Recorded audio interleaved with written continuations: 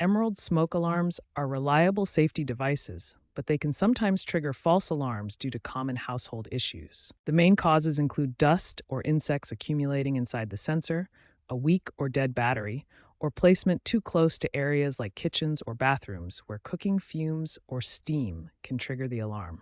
To clean the sensor, first remove the cover and battery for safety. Then use compressed air or a vacuum to gently remove dust or insects from the sensor vents. Be careful not to damage the internal components. Replace the battery with a fresh, high-quality alkaline battery. Check for any corrosion on the terminals and clean if necessary. Insert the battery correctly to ensure proper power supply. After cleaning and battery replacement, test the alarm by pressing the test button. You should hear a loud beep confirming it works. Test your alarms monthly to maintain reliability. If false alarms persist, relocate the smoke alarm at least 10 to 20 feet away from kitchens or bathrooms. Cooking fumes and steam can trigger sensors, so proper placement is key for effectiveness. Finally, check the manufacture date code on the smoke alarm.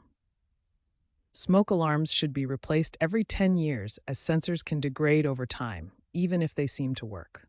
If basic fixes don't work, consider upgrading to a dual sensor smoke alarm that combines ionization and photoelectric technology for fewer false alarms. Many newer Emerald models include smart features like app notifications and battery life monitoring. For persistent issues, it may be time to replace the unit entirely.